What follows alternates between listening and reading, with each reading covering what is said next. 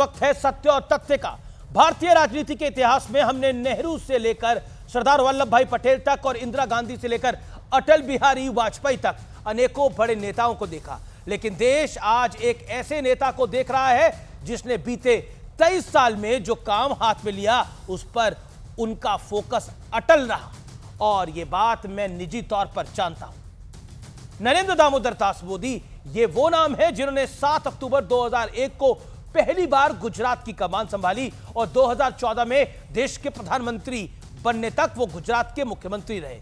इस दौरान उन्हें चुनाव में हराने की तमाम कोशिशें विफल साबित हुई। आरोप लगते रहे कि तब की केंद्र सरकार कांग्रेस सरकार ने नरेंद्र मोदी को कई फर्जी मुद्दों पर फंसाने का पुरजोर प्रयास किया, लेकिन नरेंद्र मोदी ने उन चुनौतियों का डटकर सामना किया भी।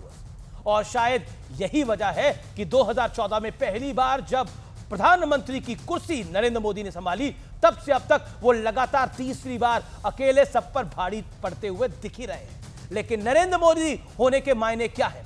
नरेंद्र मोदी का जीवन सिखाता है कि पल भर में कुछ हासिल नहीं होता, कुछ पाने के लिए कड़ी मशक्कत साधना की आवश्यकता होती है।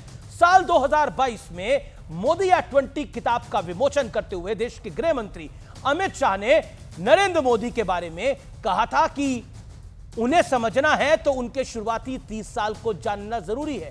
ये वही साल थे जब वो एक छोटे से कार्यकर्ता से कामयाब राजनीतिज्ञ तक बने।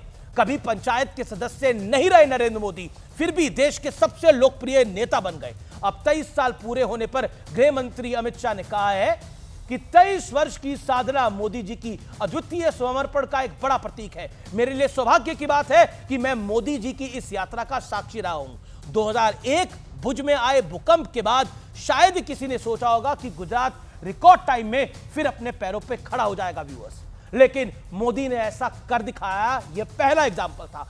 क्या किसी ने सोचा होगा कि आजादी के बाद एक ऐसी सरकार आएगी जो देश में 53 करोड़ गरीबों के बैंक खाते खुलवाएगी? और यह भी नरेंद्र मोदी का ही विजन है। उन्होंने चीन जैसे मैन्युफैक्चरिंग जायंट के सामने मेक इन इंडिया का सिर्फ नारा नहीं दिखाया, बल्कि ऐसा करके भी दिखाया बीते 10 साल में। इतना ही नहीं, चांद के अनटच स्पॉट पर भारत पहुंचा। डिजिटल पेमेंट्स में भारत दुनिया में सबसे आगे निकल गया और यह तब सब संभव हुआ जब संसद में राहुल गांधी ने मेक इन इंडिया का मजाक उड़ाया था। पूर्व वित्त मंत्री पी चिदंबरम ने भारत की संसद में ही कहा था कि भारतीयों को ठीक से फोन चलाना तो आता नहीं है, ये डिजिटल इंटरनेट पेमेंट करेंगे कैसे? ये सब सत्य है। आप मोदी को पसंद करें या ना करें, लेकिन उनके विजन और मेहनत को नजरअंदाज नहीं कर सकते। नरेंद्र मोदी वो सपने देखते हैं जिन्हें सियासत में इसकी क्या जरूरत है और क्या फर्क पड़ता है वाली सोच से हैंडल किया जाता है।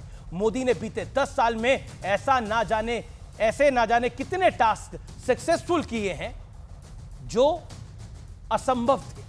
धारा 370, प्रभु राम का मंदिर, ट्रिपल तलाक, जो शायद इस देश में करना असंभव था, लेकिन मोदी ने उन सबको अपनी कार्य प्रणाली से संभव कर दिया। और देश के युवाओं को अगर मोदी से कुछ सीखना चाहिए तो सीखना चाहिए धैर्य और सीखना चाहिए कमिटमेंट, जो बहुत इंपॉर्टेंट है आजकल। आपका बहुत बहुत धन्यवाद। नमस्कार।